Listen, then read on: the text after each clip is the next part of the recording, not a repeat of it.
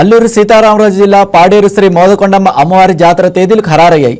ఆలయ ప్రధాన అర్చకులు సుబ్రహ్మణ్యం శాస్త్రి అధ్యక్షతన మే 10, 11, 12 తేదీలో ఘనంగా జాతర నిర్వహించనున్నట్లు ఆలయ కమిటీ సభ్యులు, ఉద్యోగ ఉపాధ్యాయ సంఘాలు, రాజకీయ ప్రముఖుల సమక్షంలో పాడేరు ఎమ్మెల్యే అలాగే ఆలయ కమిటీ చైర్మన్ మత్స్యరాస విశ్వేశ్వరరాజు తెలిపారు.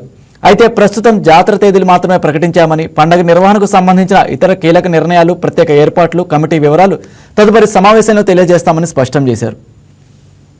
2 వారాలు ఆయన ముందంచడం జరిగింది. అది అధిక వ్యయం అవుతుంది. అనవసరంగా అమ్మవారు కూడా ఉత్సాహంగా ఈ లైటింగ్ అలంకారం అంతా కూడా కలిసి ఉంటుంది కదా, భక్తులు కూడా అందరూ కోలాహలంగా ఉంటారు. అమ్మవారి జన్మదినం కూడా అందరూ కలిసి వస్తుంది కదా.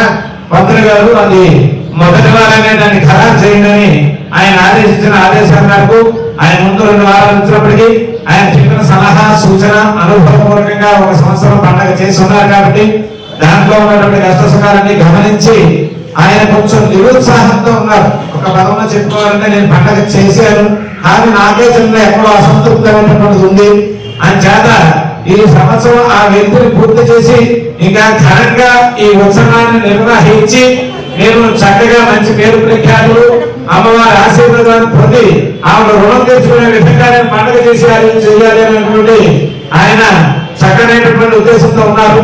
అని చేత ఆయన ఆదేశాలను అనుకోవడం ఉన్న ముహూర్తాల్లో దారి చేస్తున్నటువంటిది అమ్మవారి పుట్టినరోజు కలిసి వచ్చేటటువంటి విధంగా మే 10, 5, 26వ తేదీ ఆదివారం, 11, 5, 26వ తేదీ సోమవారం, 12, 5, 26వ తేదీ మంగళవారం రోజుల్లో అమ్మవారి జాతర మహోత్సవం పాడేరులో రాష్ట్ర గిరిజనోత్సవాలు జరిపించడం శుభప్రదంగా పెద్దల సమక్షంలో నిర్ణయించడం జరిగింది.